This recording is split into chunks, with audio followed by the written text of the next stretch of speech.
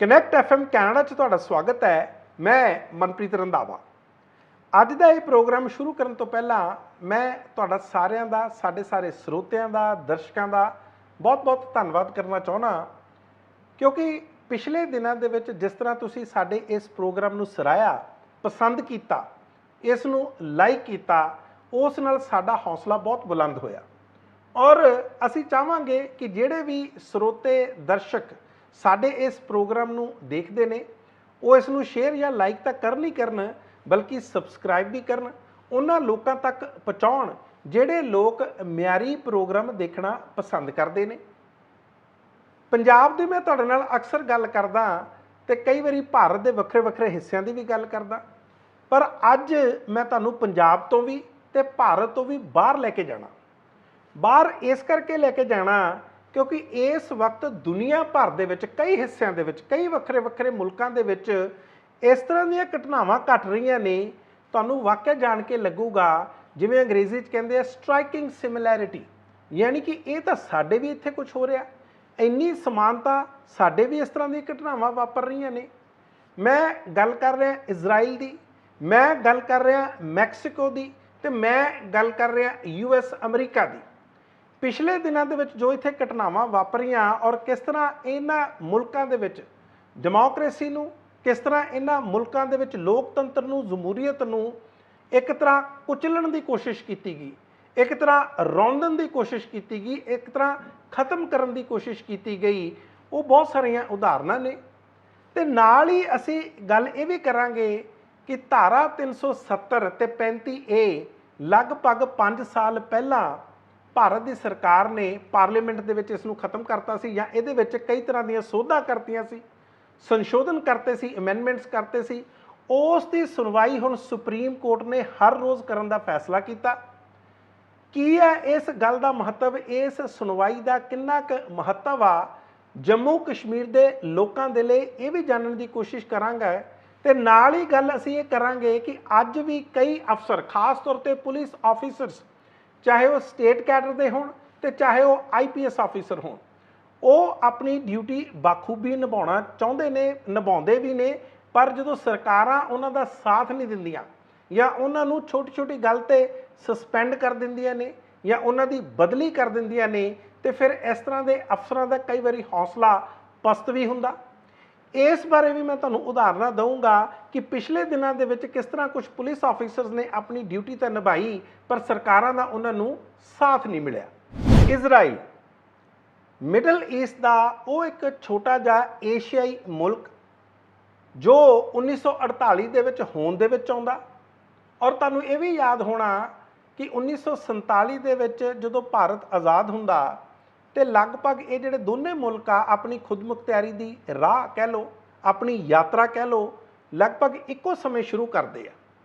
ਤੇ ਇਹ ਲੱਗਦਾ ਸੀ ਕਿ ਕਿਉਂਕਿ ਭਾਰਤ ਨੇ ਵੀ ਜਾਂ ਇਜ਼ਰਾਈਲ ਨੇ ਵੀ ਬੜੀ ਗੁਲਾਮੀ ਦੇਖੀ ਆ, ਜਾਂ ਯਹੂਦੀਆਂ ਦਾ ਜਿਹੜੀ ਐਕਸਟਰਮੀਨੇਸ਼ਨ ਕੀਤੀ ਗਈ, ਜੋ ਕਤਲ ਕੀਤੇ ਗਏ ਨੇ, ਜਿਸ ਤਰ੍ਹਾਂ ਇਹਨਾਂ ਨੂੰ ਇੱਕ ਤਰ੍ਹਾਂ ਇਸ ਧਰਤੀ ਤੋਂ ਖਤਮ ਕਰਨ ਦੀ ਇੱਕ ਤਰ੍ਹਾਂ ਦੀ ਮੁਹਿੰਮ ਚਲਾਈ ਹੋਈ ਸੀ ਅਡੋਲਫ ਹਿਟਲਰ ਨੇ, ਜਰਮਨ ਦੇ ਉਸ ਤਾਨਾਸ਼ਾਹ ਨੇ। ਤੇ ਲੱਗਦਾ ਸੀ ਕਿ ਇਹ ਜਦੋਂ ਮੁਲਕ ਆਜ਼ਾਦ ਹੋਣਗੇ ਜਾਂ ਆਪਣੀ ਖੁਦਮੁਖਤਿਆਰੀ ਲੈਣਗੇ ਤੇ ਫਿਰ ਇਹ ਤਰੱਕੀ ਦੀ ਰਾਹ ਤੇ ਤਾਂ ਚੱਲਣਗੇ, ਪਰ ਇਹ ਲੋਕਤੰਤਰ ਨੂੰ ਬਹੁਤ ਮਜ਼ਬੂਤ ਕਰਨਗੇ, ਇਹ ਆਪਾਂ ਨੂੰ ਸਾਰਿਆਂ ਨੂੰ ਲੱਗਦਾ ਸੀ। ਪਰ ਪਿਛਲੇ ਦਿਨਾਂ ਦੇ ਵਿੱਚ ਇਜ਼ਰਾਈਲ ਦੇ ਵਿੱਚ ਜੋ ਕੁਝ ਘਟ ਰਿਹਾ, ਜੋ ਕੁਝ ਵਾਪਰ ਰਿਹਾ, ਉਸ ਗੱਲ ਤੋਂ ਬੜੀ ਹੈਰਾਨੀ ਹੁੰਦੀ ਆ ਕਿ ਫਾਸਿਜ਼ਮ ਫਿਰ ਉੱਥੇ ਆ ਗਿਆ। ਜਿਹੜੇ ਖੁਦ ਯਹੂਦੀਆਂ ਨੇ ਫਾਸਿਜ਼ਮ ਜਾਂ ਖੁਦ ਯਹੂਦੀਆਂ ਨੇ ਤਾਨਾਸ਼ਾਹੀ ਝੱਲੀ ਹੋਵੇ, ਔਰ ਜਿਸ ਕਰਕੇ ਉਹਨਾਂ ਦੀ ਇਹ ਪੂਰੀ ਦੀ ਪੂਰੀ ਨਸਲ ਤਬਾਹ ਹੋ ਜਾਣੀ ਸੀ, ਤੇ ਅੱਜ ਉਹੀ ਜਿਹੜਾ ਇਜ਼ਰਾਈਲ ਆ, ਉੱਥੋਂ ਦੇ ਜਿਹੜੇ ਪ੍ਰਾਈਮ ਮਿਨਿਸਟਰ ਨੇ ਬੈਂਜਾਮਿਨ ਨਿਤਨਯਾਹੂ, ਉਹ ਉਸੇ ਰਾਹ ਤੇ ਤੁਰ ਪਏ ਆ। ਪਿਛਲੇ ਦਿਨਾਂ ਦੇ ਵਿੱਚ ਅਮਰੀਕਾ ਨੇ ਆਪਣਾ ਬਹੁਤ ਇਤਰਾਜ਼ ਜਤਾਇਆ, ਉੱਥੋਂ ਦੇ ਜਿਹੜੇ ਪ੍ਰੈਜ਼ੀਡੈਂਟ ਨੇ ਜੋ ਬਾਈਡਨ, ਉਹਨਾਂ ਨੇ ਤਾਂ ਇੱਥੋਂ ਤੱਕ ਕਹਿਤਾ ਕਿ ਇਸ ਨਾਲ ਸਾਡੇ ਰਿਸ਼ਤੇ ਖਰਾਬ ਹੋ ਸਕਦੇ ਨੇ। ਚਲੋ ਅਮਰੀਕਾ ਦੀ ਗੱਲ ਪਿੱਛੇ ਆ ਜਾਓ। ਮੈਂ ਜਿਸ ਤਰ੍ਹਾਂ ਤੁਹਾਨੂੰ ਦੱਸਿਆ ਸੀ ਕਿ ਇਸ ਮੁਲਕ ਦੀ ਪਾਪੂਲੇਸ਼ਨ 1 ਕਰੋੜ ਵੀ ਨਹੀਂ ਹੈ, ਲਗਭਗ 94 ਤੋਂ 95 ਲੱਖ ਆ। ਤੇ ਪਿਛਲੇ ਮਹੀਨਿਆਂ ਦੇ ਦੌਰਾਨ ਹਜ਼ਾਰਾਂ ਦੀ ਗਿਣਤੀ ਦੇ ਵਿੱਚ, ਲੱਖਾਂ ਦੀ ਗਿਣਤੀ ਦੇ ਵਿੱਚ ਇਜ਼ਰਾਈਲ ਦੇ ਲੋਕ, ਕੱਲੇ ਇਜ਼ਰਾਈਲ ਨਹੀਂ, ਈਵਨ ਕਿ ਜਿਹੜੇ ਪੈਲਸਤੀਨੀਜ਼ ਆ ਜਾਂ ਪੈਲਸਟੀਨੀਅਨਸ ਆ, ਉਹਨਾਂ ਨੇ ਵੀ ਨਾਲ ਆ ਕੇ ਤੈਲ ਅਵੀਵ, ਜਿਹੜੀ ਇੱਥੋਂ ਦੀ ਰਾਜਧਾਨੀ ਹੈ ਇਜ਼ਰਾਈਲ ਦੀ, ਤੈਲ ਅਵੀਵ ਦੇ ਵਿੱਚ ਤੇ ਜੈਰੂਸਲਮ ਦੇ ਵਿੱਚ बहुत एक महत्वपूर्ण इन्हां दा शहर आ। इत्थे आके और छोटे छोटे शहरों दे विच बहुत शिद्दत नाल धरने लाए, प्रदर्शन किए बेंजामिन नेतन्याहू के खिलाफ। तो करन की जा रहा सी, ये जुडिशरी दे विच रिफॉर्म्स, जिन्हों नैशनल जुडिशियल रिफॉर्म्स कह रहा सी। बेंजामिन नेतन्याहू नूं लगदा सी कि जिहड़ी जुडिशरी आ, जिहड़ा उत्थों दा सुप्रीम कोर्ट आ, सिखरली अदालत आ, वो उस दे राह दे विच रोड़ा बनी हुई आ। हो सकदा किसी दिन उस दे अहुदे तो ला भी देवे। हुण तुहानूं मैं दसदा 24 जुलाई नूं इसने वो बिल लै आंदा जिहदी खिलाफत या जिस दा विरोध इन्ने महीनों तो हो रहा सी। वो बिल 24 जुलाई नूं लिया के जुडिशियल पावर या जिहड़ियां ताकतां सी जुडिशरी नूं वो बिल्कुल खत्म करतियां। खास तौर पर हुण ये जुडिशरी है जिहड़ी इजराइल दी, ये सरकार दे या उत्थों दे कैबिनेट दे फैसले पलट सकती है। तो नाल दी नाल ये भी एक तरह का इंश्योर कर लिता गया या यकीनी बना लिया गया इस बिल दे विच कि ये प्राइम मिनिस्टर नूं ला ना सकन। तुसीं अंदाज़ा लाओ कि इस दे की हालात बने ने, पर लोग उत्थे सड़कों ते उतरे ने, लोगों ने धरने प्रदर्शन किए ने। ये नहीं है कि चुप करके बैठ गए आ। ते नाल दी नाल लगभग जिहड़े 12,000 उत्थों दे वॉलंटियर सी, जिहड़े खुद फौज दे विच जांदे सी, फौज दी ट्रेनिंग करदे सी, बाद दे विच फौज दे विच जाके सर्विस करदे सी, उन्हां ने लिख के देता कि असीं फौज दी ट्रेनिंग नहीं करनी। यानी कि बहुत सारे पासे उत्थे बगावतां शुरू हो गईयां। तो मैं इस तो पहले जो बाइडन की भी गल कर रहा सी, अमेरिका के प्रेजिडेंट ने तो इत्थों तक कहता कि जिहड़ा तुसीं पहलां तक कहा सी, वार्निंग दित्ती सी कि तुसीं ये बिल ना लैके आओ, उत्थे जिहड़ी इस बिल लिआउण दे नाल इजराइल दे विच जमहूरीयत दा कतल होऊगा, लोकतंत्र दा कतल होऊगा। पर बेंजामिन नेतन्याहू वो कित्थे मंनदे आ? उन्हां ने ये बिल लै आंदा कनैसट जिवें अपने इत्थे पार्लीमेंट हुंदी है तो उत्थे कनैसट हुंदी है, 120 मैंबर हुंदे आ। हालांकि केवल 64 वोटां पईयां, 64 वोटां दे नाल ये बिल पास हो गया। बड़ी वेफर थिन मेजोरिटी, बड़ी थोड़ी जी मेजोरिटी नाल पास किया गया। ये गल भी अमेरिका ने कही, पर इस दे बावजूद भी ये रुके नहीं, अगे वधदे रहे। तो हुण जिहड़े उत्थों दे विरोधी धिर दे नेता ने वो कहंदे आ कि इहदे नाल करप्शन भी फैलूगी।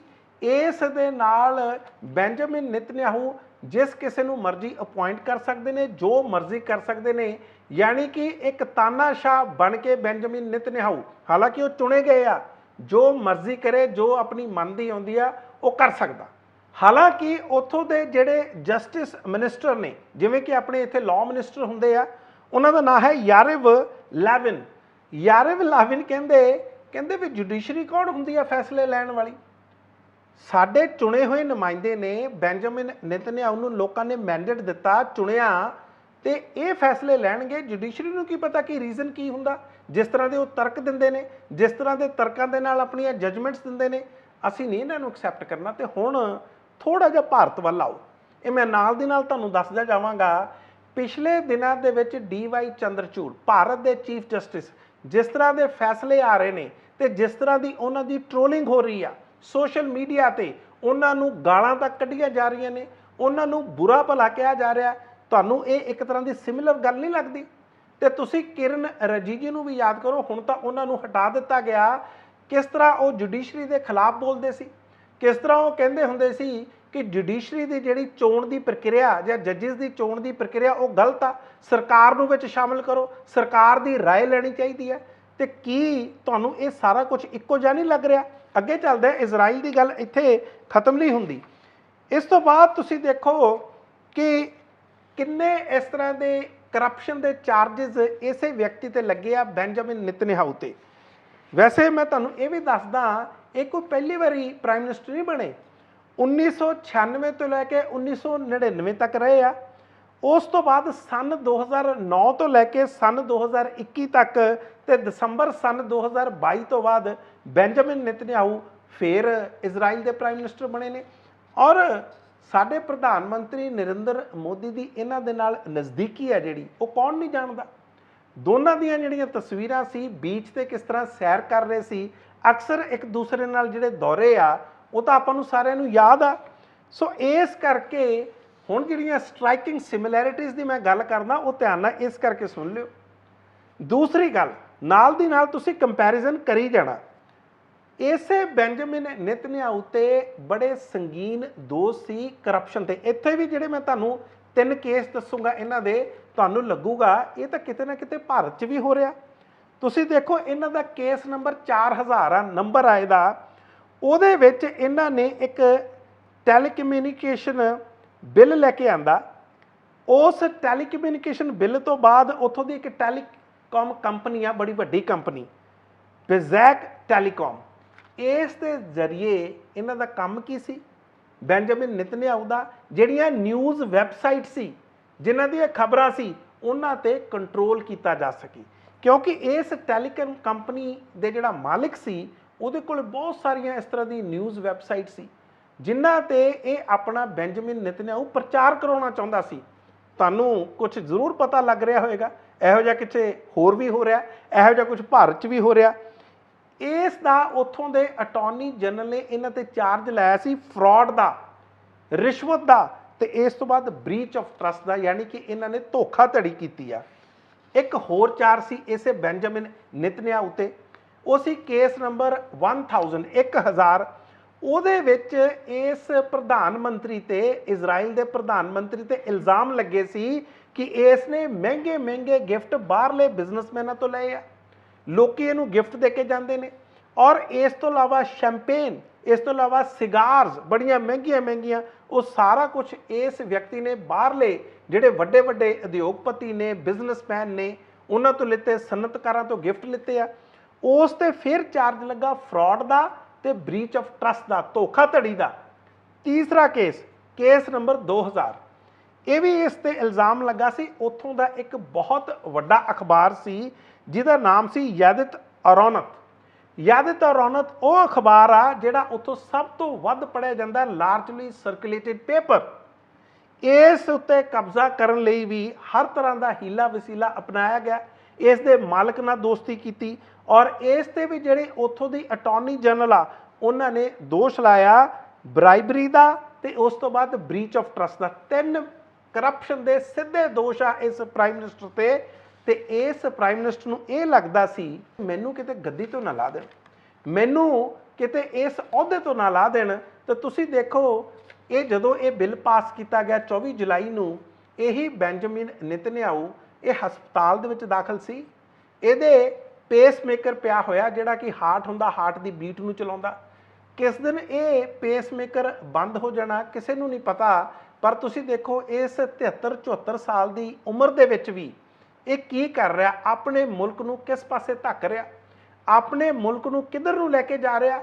ਤੇ ਵਾਰਨਿੰਗ ਆ ਜਿਹੜੀ ਇੱਕ ਤਰ੍ਹਾਂ ਦੀ ਚੇਤਾਵਨੀ ਆ, ਉਹ ਸਿੱਧੀ ਅਮਰੀਕਾ ਵੱਲੋਂ ਆਈ ਆ। ਉਹ ਕਹਿੰਦੇ ਸਾਡੇ ਤੁਹਾਡੇ ਨਾਲ ਸੰਬੰਧ ਇਹੋ ਜਿਹੇ ਨਹੀਂ ਰਹਿਣੇ। ਵੈਸੇ ਮੈਂ ਤੁਹਾਨੂੰ ਇਹ ਵੀ ਦੱਸਦਾ ਕਿ ਅਮਰੀਕਾ ਦੇ ਵਿੱਚ ਵੀ ਸਭ ਤੋਂ ਵੱਡੇ ਜਿਹੜੇ ਬਿਜ਼ਨਸ ਕਰਨ ਵਾਲੇ ਨੇ, ਸਭ ਤੋਂ ਵੱਡੇ ਉੱਥੇ ਅਖਬਾਰਾਂ ਦੇ ਮਾਲਕ ਨੇ ਜਾਂ ਮੀਡੀਆ ਨੂੰ ਕੰਟਰੋਲ ਕਰਨ ਵਾਲੇ ਵੀ ਯਹੂਦੀ ਨੇ, ਜੂਜ਼ ਉੱਥੇ ਬਹੁਤ ਪਾਵਰਫੁਲ ਨੇ।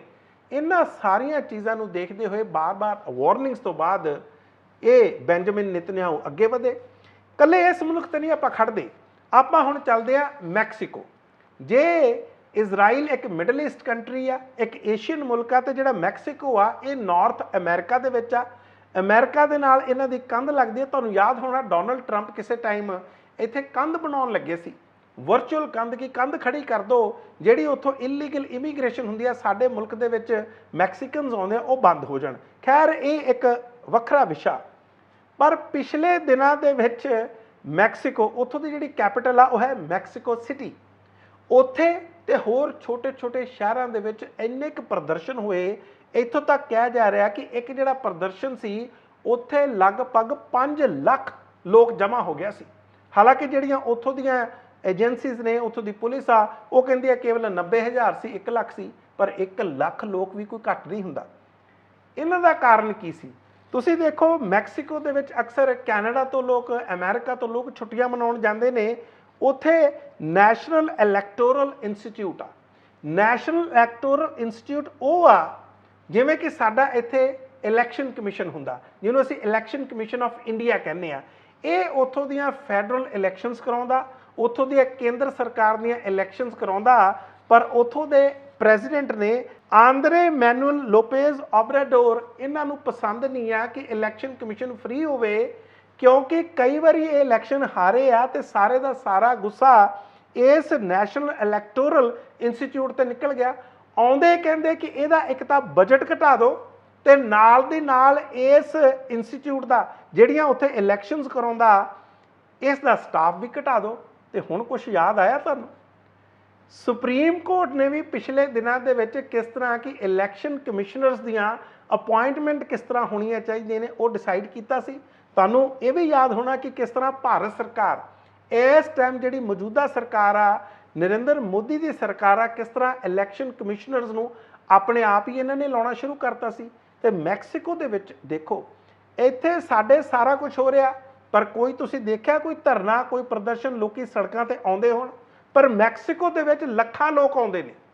ਔਰ ਹਾਲਾਂਕਿ ਇਹ ਬਿੱਲ ਉੱਥੇ ਵੀ ਲੈ ਕੇ ਆਂਦਾ ਗਿਆ, ਅਮਰੀਕਾ ਨੇ ਉੱਥੇ ਵੀ ਇਹ ਗੱਲ ਕਹਿਤੀ ਹੈ ਕਿ ਇਸ ਤਰ੍ਹਾਂ ਨਾ ਕਰੋ, ਇਹਦੇ ਨਾਲ ਉੱਥੋਂ ਦੀ ਡੈਮੋਕ੍ਰੇਸੀ ਉਹ ਕਮਜ਼ੋਰ ਹੁੰਦੀ ਆ। ਤੇ ਹੁਣ ਅਸੀਂ ਚੱਲਦੇ ਆ ਅਮਰੀਕਾ। US ਦੇ ਵਿੱਚ ਜਦੋਂ ਡੋਨਲਡ ਟਰੰਪ ਆਉਂਦੇ ਨੇ, ਔਰ ਡੋਨਲਡ ਟਰੰਪ ਦੇ ਨਾਲ ਵੀ ਭਾਰਤ ਦੇ ਪ੍ਰਧਾਨ ਮੰਤਰੀ ਨਰਿੰਦਰ ਮੋਦੀ ਦੀ ਉਹ ਇੱਕ ਤਰ੍ਹਾਂ ਦੀ ਕਲੋਜ਼ਨੈਸ, ਨੇੜਤਾ ਤੁਹਾਨੂੰ ਸਾਰਿਆਂ ਨੂੰ ਯਾਦ ਹੋਣੀ ਆ। ਹਾਊਡੀ ਮੋਦੀ ਕਰਕੇ ਜਾਂ ਅਬ ਕੀ ਬਾਰ ਟਰੰਪ ਸਰਕਾਰ, ਇਹ ਤਾਂ ਤੁਹਾਨੂੰ ਸਾਰਿਆਂ ਨੂੰ ਯਾਦ ਹੋਣਾ। ਇਸੇ ਡੋਨਲਡ ਟਰੰਪ ਦੇ ਘਰ ਪਿਛਲੇ ਦਿਨਾਂ ਦੇ ਵਿੱਚ FBI ਨੇ ਛਾਪੇ ਮਾਰੇ, ਫੈਡਰਲ ਬਿਊਰੋ ਆਫ ਇਨਵੈਸਟੀਗੇਸ਼ਨ। ਇਹਨਾਂ ਨੇ ਛਾਪੇ ਮਾਰ ਕੇ ਉਹਨਾਂ ਦਾ ਫਲੋਰੀਡਾ ਦੇ ਵਿੱਚ ਘਰ ਆ, ਤੇ ਉਹਦਾ ਸਪੈਨਿਸ਼ ਨਾਮ ਆ ਉਹਦਾ, ਕਿਉਂਕਿ ਫਲੋਰੀਡਾ ਉੱਥੇ ਪਾਮ ਬੀਚ ਆ, ਪਾਮ ਬੀਚ ਤੇ ਮਾਰਾਲਾਗੋ ਨਾਮ ਦਾ ਉਹ ਘਰ ਆ ਜਿਹੜਾ ਬਣਾਇਆ ਹੋਇਆ, ਜਿਹੜੀ ਇਹ ਜਗ੍ਹਾ। ਉੱਥੇ ਜਦੋਂ FBI ਨੇ ਛਾਪੇ ਮਾਰੇ 320 ਤੋਂ ਵੀ ਵੱਧ ਕਲਾਸੀਫਾਈਡ ਡਾਕੂਮੈਂਟਸ ਮਿਲੇ ਘਰੇ, ਜਿਹੜੇ ਕਿ ਸਾਬਕਾ ਕਿਸੇ ਵੀ ਪ੍ਰੈਜ਼ੀਡੈਂਟ ਨੂੰ ਲੈ ਕੇ ਨਾਲ ਜਾਣੇ ਅਲਾਉਡ ਨਹੀਂ ਆ, ਉਹ ਲਿਜਾ ਨਹੀਂ ਸਕਦਾ ਕਿਉਂਕਿ ਕਲਾਸੀਫਾਈਡ ਆ। ਉਹ ਪਾਲਿਸੀਜ਼ ਡਿਸਕਸ ਹੁੰਦੀ ਆ, ਕਿਹੜੇ ਮੁਲਕ ਦੇ ਨਾਲ ਕਿਸ ਤਰ੍ਹਾਂ ਡੀਲ ਕਰਨਾ ਆਉਣ ਵਾਲੇ 10 ਸਾਲਾਂ ਦੇ ਵਿੱਚ, ਆਉਣ ਵਾਲੇ 15 ਸਾਲਾਂ ਦੇ ਵਿੱਚ। ਇਹ ਸਾਰਾ ਕੁਝ ਜਿਹੜੇ ਡਾਕੂਮੈਂਟ ਸੀ, ਇਹ ਕਿਸੇ ਵੀ ਪ੍ਰੈਜ਼ੀਡੈਂਟ ਜਦੋਂ ਉੱਥੋਂ ਬਾਹਰ ਹੁੰਦਾ ਸੱਤਾ ਤੋਂ, ਉਸ ਨੇ ਨੈਸ਼ਨਲ ਆਰਕਾਈਵਜ਼ ਆ ਉੱਥੇ ਜਾ ਕੇ ਜਮ੍ਹਾਂ ਕਰਾਉਣੇ ਹੁੰਦੇ ਆ, ਉੱਥੇ ਛੱਡ ਕੇ ਜਾਣੇ ਹੁੰਦੇ ਆ। ਪਰ ਇਹ ਬੰਦਾ ਤੁਸੀਂ ਦੇਖ ਲਓ ਘਰ ਲੈ ਗਿਆ ਸੀ। ਤੇ ਸਨ 2020 ਦੇ ਵਿੱਚ ਇਹ ਵੀ ਹਾਰ ਨਹੀਂ ਸੀ ਮੰਨ ਰਿਹਾ, ਬਲਕਿ ਇੱਕ ਤਰ੍ਹਾਂ ਦੀ ਬਗਾਵਤ ਕਰਤੀ ਸੀ। ਤੁਹਾਨੂੰ 6 ਜਨਵਰੀ ਸਨ 2021 ਦਾ ਉਹ ਕੈਪੀਟਲ ਹਿੱਲ ਵਾਲਾ ਇਨਸੀਡੈਂਟ ਵੀ ਨਹੀਂ ਭੁੱਲਦਾ ਹੋਣਾ, ਜਦੋਂ ਕਿਸ ਤਰ੍ਹਾਂ ਲੋਕਾਂ ਨੇ ਭੱਜ ਕੇ, ਉਹ ਡੋਨਲਡ ਟਰੰਪ ਦੇ ਸਪੋਰਟਰ ਸੀ, ਉਹ ਚਾਹੁੰਦੇ ਸੀ ਕਿ ਚਾਹੇ ਇਹ ਇਲੈਕਸ਼ਨ ਹਾਰ ਗਿਆ ਪਰ ਫਿਰ ਵੀ ਸੱਤਾ ਦੇ ਵਿੱਚ ਇਸੇ ਨੂੰ ਬਿਠਾਉਣਾ, ਕਿਉਂਕਿ ਤਾਨਾਸ਼ਾਹ। ਸੋ ਤਾਨਾਸ਼ਾਹੀ ਦਾ ਜਾਂ ਰਾਈਟ ਵਿੰਗਰਸ ਦਾ ਜਿਹੜਾ ਬੋਲਬਾਲਾ ਉਹ ਤੁਹਾਨੂੰ ਸਾਰੇ ਪਾਸੇ ਨਜ਼ਰ ਆ ਰਿਹਾ। ਤੇ ਫਿਰ ਇੱਕ ਚੀਜ਼ ਇੱਥੇ ਜ਼ਰੂਰ ਕਹਿਣੀ ਬਣਦੀ ਆ ਕਿ ਇਸ ਟਾਈਮ ਦੀ ਜਿਹੜੀ ਸਾਡੀ ਮੌਜੂਦਾ ਸਰਕਾਰ ਆ, ਜਿਸ ਤਰ੍ਹਾਂ ਦੇ ਇਲਜ਼ਾਮ ਉਸ 'ਤੇ ਲੱਗ ਰਹੇ ਨੇ, ਭਾਰਤੀ ਜਨਤਾ ਪਾਰਟੀ ਦੀ ਕੇਂਦਰ ਸਰਕਾਰ ਲਗਭਗ ਇਸੇ ਤਰ੍ਹਾਂ ਦੇ ਇਲਜ਼ਾਮ ਤਾਂ ਇਹਨਾਂ 'ਤੇ ਵੀ ਲੱਗ ਰਹੇ ਨੇ, ਕਿਉਂਕਿ ਪਾਰਲੀਮੈਂਟ ਦੇ ਵਿੱਚ 12 ਦਿਨ ਹੋ ਗਏ, ਅੱਜ 13ਵਾਂ ਦਿਨ ਆ, ਡਿਸਕਸ਼ਨ ਕਰਨੀ ਨਹੀਂ ਆਉਂਦੇ। ਉੱਥੇ ਅੱਗ ਲੱਗ ਗਈ ਮਨੀਪੁਰ ਦੇ ਵਿੱਚ, ਉਸ ਤੋਂ ਬਾਅਦ ਹਰਿਆਣੇ ਦੇ ਵਿੱਚ ਜੋ ਕੁਝ ਵਾਪਰਿਆ, ਔਰ ਦੋਨਾਂ ਥਾਵਾਂ ਤੇ ਭਾਰਤੀ ਜਨਤਾ ਪਾਰਟੀ ਦੀ ਸਰਕਾਰ ਆ। ਤੇ ਫਿਰ ਸਤਪਾਲ ਮਲਿਕ ਆ ਜਿਹੜੇ ਜੰਮੂ ਕਸ਼ਮੀਰ ਦੇ ਸਾਬਕਾ ਗਵਰਨਰ, ਉਹ ਐਵੇਂ ਤਾਂ ਨਹੀਂ ਕਹਿੰਦੇ ਕਿ ਕੁਝ ਬਹੁਤ ਵੱਡਾ ਘਟਣ ਵਾਲਾ, ਤੇ ਕਹਿੰਦੇ ਆ ਕਿ ਇਹ ਸਰਕਾਰ ਸੱਤਾ ਦੇ ਵਿੱਚ ਰਹਿਣ ਲਈ, ਯਾਨੀ ਕਿ ਭਾਰਤੀ ਜਨਤਾ ਪਾਰਟੀ ਦੀ ਸਰਕਾਰ ਸੱਤਾ ਦੇ ਵਿੱਚ ਰਹਿਣ ਲਈ ਕੁਝ ਵੀ ਕਰ ਸਕਦੀ ਹੈ, ਕਿਸੇ ਵੀ ਹੱਦ ਤੱਕ ਜਾ ਸਕਦੀ ਹੈ। ਇੱਥੋਂ ਤੱਕ ਵੀ ਉਹਨਾਂ ਨੇ ਕਿਹਾ ਕਿ ਹੋ ਸਕਦਾ ਇਸ ਤਰ੍ਹਾਂ ਦੀ ਅੱਗ ਇਹ ਪੂਰੇ ਭਾਰਤ ਦੇ ਵਿੱਚ ਵੀ ਲਵਾ ਦੇਣ। ਧਾਰਾ 370 ਤੇ 35A ਤੁਹਾਨੂੰ ਸਾਰਿਆਂ ਨੂੰ ਯਾਦ ਹੋਣਾ, 5 ਅਗਸਤ ਸਨ 2019 ਨੂੰ ਇਹਦੇ ਵਿੱਚ ਸੋਧ ਕੀਤੀ ਗਈ ਸੀ, ਖਤਮ ਕੀਤੀ ਗਈ ਸੀ। ਔਰ ਇਹ ਜਿਹੜੀ ਧਾਰਾ ਸੀ ਸੰਵਿਧਾਨ ਦੀ, ਇਹ ਜੰਮੂ ਕਸ਼ਮੀਰ ਨੂੰ ਇੱਕ ਸਪੈਸ਼ਲ ਸਟੇਟਸ ਦਿੰਦੀ ਸੀ, ਅਧਿਕਾਰ ਦਿੰਦੀ ਸੀ। ਪਰ ਭਾਰਤੀ ਜਨਤਾ ਪਾਰਟੀ ਸਰਕਾਰ ਜਾਂ ਭਾਰਤੀ ਜਨਤਾ ਪਾਰਟੀ ਇਸ ਦੇ ਏਜੰਡੇ ਤੇ ਸੀ ਕਿ ਜਿੱਦਣ ਕਦੇ ਵੀ ਇਹਨਾਂ ਨੂੰ ਪੂਰੀ ਤਰ੍ਹਾਂ ਮੈਜੋਰਟੀ ਮਿਲੂਗੀ ਤੇ ਇਹ ਧਾਰਾ ਖਤਮ ਕਰ ਦੇਣਗੇ, ਜੰਮੂ ਕਸ਼ਮੀਰ ਨੂੰ ਜਿਹੜਾ ਸਪੈਸ਼ਲ ਸਟੇਟਸ ਮਿਲਿਆ ਸੀ ਉਸ ਨੂੰ ਖਤਮ ਕਰ ਦੇਣਗੇ। ਖੈਰ ਹੁਣ ਉਸ ਤੇ 23 ਪਟੀਸ਼ਨਸ ਦਾਇਰ ਹੋਈਆਂ ਨੇ, ਪਰ 5 ਸਾਲ ਹੋ ਗਏ। ਤੁਸੀਂ ਦੇਖੋ 5 ਸਾਲਾਂ ਬਾਅਦ ਇਹ ਸੁਣਵਾਈ ਸ਼ੁਰੂ ਹੋਈ ਆ, ਤੇ 5 ਸਾਲ ਤੱਕ ਜੰਮੂ ਕਸ਼ਮੀਰ ਦੇ ਲੋਕ, ਲਦਾਖ ਦੇ ਲੋਕ ਲਗਾਤਾਰ ਇਸ ਗੱਲ ਦੀ ਵੇਟ ਕਰ ਰਹੇ ਸੀ, ਬਲਕਿ ਉਹਨਾਂ ਨੂੰ ਜਮਹੂਰੀਅਤ ਤੋਂ ਬਿਲਕੁਲ ਮਰਹੂਮ ਰੱਖਿਆ ਗਿਆ ਸੀ। ਕਿਸੇ ਤਰ੍ਹਾਂ ਦਾ ਕੋਈ ਅਧਿਕਾਰ ਹੀ ਨਹੀਂ ਸੀ ਕਿ ਆਪਣੀ ਅਸੈਂਬਲੀ ਹੋਵੇ, ਆਪਣੇ ਫੈਸਲੇ ਲੈ ਸਕਣ। बल्कि ਜਿਹੜੇ ਉੱਥੋਂ ਦੇ ਚੁਣੇ ਹੋਏ ਨੁਮਾਇੰਦੇ ਸੀ, ਕਿਸੇ ਟਾਈਮ ਉੱਥੋਂ ਦੇ ਮੁੱਖ ਮੰਤਰੀ ਸੀ, ਉਹਨਾਂ ਨੂੰ ਤਾਂ ਕਿੰਨੀ ਦੇਰ ਤੱਕ ਨਜ਼ਰਬੰਦ ਕਰਕੇ ਰੱਖਿਆ ਗਿਆ। ਉਹਨਾਂ ਨੇ ਹੈਬਿਸ ਕਾਰਪਸ ਪਟੀਸ਼ਨਸ ਤੱਕ ਪਾਈਆਂ, ਅਰਜ਼ੀਆਂ ਤੱਕ ਦਾਇਰ ਕੀਤੀਆਂ, ਸੁਪਰੀਮ ਕੋਰਟ ਦੇ ਵਿੱਚ ਕਿਸੇ ਤਰ੍ਹਾਂ ਦੀ ਕੋਈ ਸੁਣਵਾਈ ਨਹੀਂ ਹੋਈ। ਸਾਲ ਹੋ ਗਿਆ ਸੀ ਜਦੋਂ ਸੁਣਵਾਈ ਸ਼ੁਰੂ ਹੋਣ ਲੱਗੀ, ਉਦੋਂ ਤੱਕ ਮਹਿਬੂਬਾ ਮੁਫਤੀ ਜਿਹੜੇ ਸਾਬਕਾ ਮੁੱਖ ਮੰਤਰੀ ਆ ਔਰ ਭਾਰਤੀ ਜਨਤਾ ਪਾਰਟੀ ਦੇ ਨਾਲ ਰਹੇ ਨੇ, ਉਹਨਾਂ ਨੂੰ ਅਚਾਨਕ ਛੱਡਤਾ ਤੇ ਨਾਲ ਦੇ ਨਾਲ ਹੀ ਉਹ ਜਿਹੜੀ ਪਟੀਸ਼ਨ ਸੀ ਉਹ ਇਨਫਰਕਚੁਅਸ ਹੋ ਗਈ। ਕਹਿਣ ਦਾ ਮਤਲਬ ਉਹਦਾ ਕੋਈ ਮਤਲਬ ਹੀ ਨਹੀਂ ਰਿਹਾ। ਤੇ ਹੁਣ ਸੁਪਰੀਮ ਕੋਰਟ ਨੇ ਕਿਹਾ, ਸੰਵਿਧਾਨਿਕ ਬੈਂਚ ਬਣਾਇਆ, 5 ਜੱਜਿਸ ਦੀ ਇਹ ਬੈਂਚ ਹੈ ਜਿਹਨੂੰ ਭਾਰਤ ਦੇ chief justice DY Chandrachud lead ਕਰਨਗੇ। ਤੇ ਉਹਨਾਂ ਨੇ ਕਿਹਾ ਕਿ ਹਰ ਰੋਜ਼ ਇਸ ਕੇਸ ਦੀ ਸੁਣਵਾਈ ਹੋਊਗੀ। ਚੰਗੀ ਗੱਲ ਆ। ਘੱਟੋ ਘੱਟ ਇਹਨਾਂ ਲੋਕਾਂ ਨੂੰ ਜਿਨ੍ਹਾਂ ਨੂੰ ਲੋਕਤੰਤਰ ਤੋਂ ਬਿਲਕੁਲ ਪਾਸੇ ਰੱਖਿਆ ਗਿਆ, 18 ਮਹੀਨੇ ਇੱਥੇ ਇੰਟਰਨੈਟ ਸੇਵਾਵਾਂ ਬੰਦ ਰਹੀਆਂ ਸੀ, ਤੁਸੀਂ ਯਾਦ ਕਰੋ। ਔਰ ਕਿਹਾ ਜਾਂਦਾ ਕਿ ਇੱਥੇ ਨਾਰਮੈਲਸੀ ਆ ਗਈ। ਅੱਜ ਵੀ ਕਹਿੰਦੇ ਸੀ ਕਿ ਇੱਥੇ ਬਿਜ਼ਨਸਿਸ ਬਹੁਤ ਆ ਜਾਣਗੇ। ਕਿੰਨੇ ਕੁ ਬਿਜ਼ਨਸ ਉੱਥੇ ਗਏ ਨੇ, ਕਿੰਨੇ ਕੁ ਲੋਕਾਂ ਨੂੰ ਰੋਜ਼ਗਾਰ ਮਿਲੇ ਨੇ, ਉਹ ਤੁਸੀਂ ਬਿਹਤਰ ਜਾਣਦੇ ਹੋ। ਸੋ ਦੇਖਦੇ ਆ ਕਿ ਇਸ ਰੋਜ਼ ਦੀ ਸੁਣਵਾਈ, ਹਾਲਾਂਕਿ ਸੋਮਵਾਰ ਨੂੰ ਔਰ ਸ਼ੁੱਕਰਵਾਰ ਨੂੰ ਇਹ ਸੁਣਵਾਈ ਨਹੀਂ ਹੋਏਗੀ, ਬਾਕੀ ਦਿਨ ਸੁਣਵਾਈ ਚੱਲਦੀ ਰਹੇਗੀ। ਪਰ ਇਸ ਦੇ ਵਿੱਚ ਕੀ ਫੈਸਲਾ ਆਉਣਾ ਉਹ ਤਾਂ ਆਉਣ ਵਾਲੇ ਦਿਨਾਂ ਦੇ ਵਿੱਚ ਪਤਾ ਲੱਗੂਗਾ, ਕਿਉਂਕਿ ਜੰਮੂ ਕਸ਼ਮੀਰ ਦੇ ਵਿੱਚ ਇਸ ਦਾ ਦਰਜਾ ਘਟਾ ਦਿੱਤਾ ਗਿਆ ਸੀ। ਆਪਾਂ ਨੂੰ ਸਾਰਿਆਂ ਨੂੰ ਪਤਾ, ਜੰਮੂ ਕਸ਼ਮੀਰ ਨੂੰ ਇੱਕ UT ਬਣਾਤਾ ਸੀ, ਲਦਾਖ ਨੂੰ ਦੂਸਰੀ UT ਬਣਾਤਾ ਸੀ। ਤੇ ਇਸੇ ਤਰ੍ਹਾਂ ਦਾ ਕੰਮ ਤਾਂ ਦਿੱਲੀ ਦੇ ਵਿੱਚ ਵੀ ਕੀਤਾ ਗਿਆ। ਦਿੱਲੀ ਦੀਆਂ ਜਿਹੜੀਆਂ ਥੋੜੀਆਂ ਬਹੁਤੀਆਂ ਤਾਕਤਾਂ ਸੀ, ਇਹੀ ਭਾਰਤੀ ਜਨਤਾ ਪਾਰਟੀ ਕਹਿੰਦੀ ਹੁੰਦੀ ਸੀ ਆਪਣੇ ਮੈਨੀਫੈਸਟੋ ਦੇ ਵਿੱਚ ਕਿ ਅਸੀਂ ਇਹਨੂੰ ਪੂਰਨ ਦਰਜਾ ਦੇਣਾ, ਰਾਜ ਦਾ ਦਰਜਾ ਦੇਣਾ। ਪਰ ਦਰਜਾ ਤਾਂ ਕੀ ਦੇਣਾ ਸੀ, ਜਿਹੜੀਆਂ ਪਾਵਰ ਸੀ ਉਹ ਖੋਹਣੀਆਂ। ਕਹਿੰਦੇ ਅਰਵਿੰਦ ਕੇਜਰੀਵਾਲ ਨੂੰ ਪਤਾ ਨਹੀਂ ਕਿ ਤਾਕਤਾਂ ਦਾ ਕਿਸ ਤਰ੍ਹਾਂ ਇਸਤੇਮਾਲ ਕਰਨਾ, ਅਸੀਂ ਕਰਾਂਗੇ, ਜਦੋਂ ਅਸੀਂ ਸੱਤਾ 'ਚ ਆਵਾਂਗੇ ਫਿਰ ਇਹਨੂੰ ਪੂਰਨ ਦਰਜਾ ਦੇਵਾਂਗੇ। ਸੋ ਦੇਖਦੇ ਹਾਂ ਕਿ ਇਸ ਸੁਣਵਾਈ ਦੇ ਵਿੱਚ ਜੰਮੂ ਕਸ਼ਮੀਰ ਦੇ ਲੋਕਾਂ ਲਈ ਕੀ ਕੋਈ ਹਾਲਾਤ ਸੁਧਰਦੇ ਨੇ, ਕੀ ਸੁਪਰੀਮ ਕੋਰਟ ਇਸ ਜਮਹੂਰੀਅਤ ਨੂੰ ਦੁਬਾਰਾ ਬਹਾਲ ਕਰ ਪਾਊਗੀ। 31 ਜੁਲਾਈ ਨੂੰ ਇੱਕ ਸ਼ੋਭਾ ਯਾਤਰਾ ਨਿਕਲਦੀ ਹੈ ਜਿਹਦਾ ਨਾਂ ਸੀ ਬ੍ਰਜ ਮੰਡਲ ਯਾਤਰਾ। ਇਹ ਨੂੰਹ ਦੇ ਵਿੱਚ ਹਰਿਆਣੇ ਦੇ ਵਿੱਚ ਨਿਕਲਦੀ ਹੈ। ਪਰ ਜਿਹੜੀ ਮੈਂ ਤੁਹਾਨੂੰ ਗੱਲ ਦੱਸਣਾ ਚਾਹੁੰਦਾ ਇਹ ਕਿ ਉੱਥੇ ਇੱਕ CID ਇੰਸਪੈਕਟਰ ਨੇ ਜਿਸ ਦਾ ਨਾਂ ਹੈ ਵਿਸ਼ਵਜੀਤ।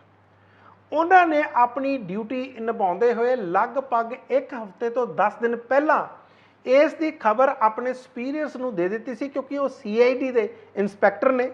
ਤੇ CID ਜਿਹੜਾ ਕ੍ਰਾਈਮ ਇਨਵੈਸਟੀਗੇਸ਼ਨ ਡਿਪਾਰਟਮੈਂਟ ਹੁੰਦਾ, ਉਹਦਾ ਕੰਮ ਹੀ ਇਹ ਹੁੰਦਾ ਕਿ ਤੁਸੀਂ ਜੇ ਕੋਈ ਤੁਹਾਨੂੰ ਇਤਲਾਹ ਮਿਲਦੀ ਆ, ਕੋਈ ਇਨਫੋਰਮੇਸ਼ਨ ਮਿਲਦੀ ਹੈ ਤਾਂ ਤੁਸੀਂ ਆਪਣੇ ਸੁਪੀਰੀਅਰਸ ਤੱਕ ਪਹੁੰਚਾਓ ਤਾਂ ਕਿ ਉਸ ਦਾ ਫਾਇਦਾ ਉਠਾ ਕੇ ਉੱਥੋਂ ਦੀ ਲਾਅ ਐਂਡ ਆਰਡਰ ਸਿਚੁਏਸ਼ਨ ਨੂੰ ਠੀਕ ਰੱਖਿਆ ਜਾ ਸਕੇ, ਦਰੁਸਤ ਰੱਖਿਆ ਜਾਵੇ। ਤੇ ਇਸ ਇੰਸਪੈਕਟਰ ਨੇ, CID ਇੰਸਪੈਕਟਰ ਸੀ ਵਿਸ਼ਵਜੀਤ, ਇਹਨੇ ਆਪਣੇ ਸੁਪੀਰੀਅਰਸ ਨੂੰ ਘੱਟੋ ਘੱਟ 10 ਦਿਨ ਪਹਿਲਾਂ ਤੇ ਉਸ ਤੋਂ ਹਫ਼ਤਾ ਵੀ ਪਹਿਲਾਂ 2 ਰਿਪੋਰਟਸ ਭੇਜੀਆਂ ਕਿ ਇੱਥੇ ਜਿਹੜੀ ਯਾਤਰਾ ਨਿਕਲਣ ਲੱਗੀ ਆ ਵਿਸ਼ਵ ਹਿੰਦੂ ਪ੍ਰੀਸ਼ਦ ਵੱਲੋਂ, ਉਸ ਦੇ ਵਿੱਚ ਜਿਹੜੇ ਲੋਕ ਭਾਗ ਲੈਣਗੇ ਉਹਨਾਂ ਕੋਲੇ ਤਲਵਾਰਾਂ ਹੋਣਗੀਆਂ ਨੰਗੀਆਂ, ਉਹਨਾਂ ਕੋਲੇ ਹੋ ਸਕਦਾ ਡੰਡੇ ਹੋਣ, ਲਾਠੀਆਂ ਹੋਣ ਜਾਂ ਹੋਰ ਕਈ ਤਰ੍ਹਾਂ ਦੇ ਹਥਿਆਰ ਹੋ ਸਕਦੇ ਆ। ਉਹ ਨਾਅਰੇ ਵੀ ਲਾਉਣਗੇ ਔਰ ਖਾਸ ਤੌਰ ਤੇ ਉਹਨਾਂ ਇਲਾਕਿਆਂ ਦੇ ਵਿੱਚ ਜਾਣਗੇ ਜਿਨ੍ਹਾਂ ਦੇ ਵਿੱਚ ਮੁਸਲਿਮ ਕਮਿਊਨਿਟੀ ਆ, ਹਾਲਾਂਕਿ ਉਹਨਾਂ ਦਾ ਉਹ ਰੂਟ ਵੀ ਨਹੀਂ ਆ। ਖਾਸ ਤੌਰ ਤੇ ਜਿੱਥੇ ਘੱਟ ਗਿਣਤੀ ਵਾਲੇ ਲੋਕ ਰਹਿੰਦੇ ਨੇ, ਇਸ ਨਾਲ ਕਲੈਸ਼ਸ ਹੋ ਸਕਦੇ ਨੇ। ਤੇ ਤੁਸੀਂ ਮੈਨੂੰ ਦੱਸੋ ਮਨੋਹਰ ਲਾਲ ਖੱਟਰ ਨੇ ਫਿਰ ਕੀਤਾ ਕੀ?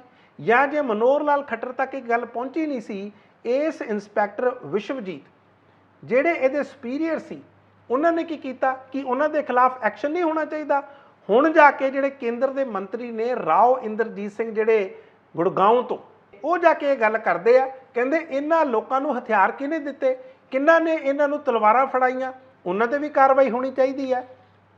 ਪਰ ਇਹ ਇਕੱਲੀ ਘਟਨਾ ਨਹੀਂ ਆ। ਜਦੋਂ ਆਪਣੇ ਇੱਕ ਅਫਸਰ ਦੀ ਰਿਪੋਰਟ ਨੂੰ ਇਗਨੋਰ ਕੀਤਾ ਹੋਵੇ ਜਾਂ ਉਸ ਤੇ ਕਿਸੇ ਤਰ੍ਹਾਂ ਦੀ ਕੋਈ ਕਾਰਵਾਈ ਨਾ ਕੀਤੀ ਹੋਵੇ।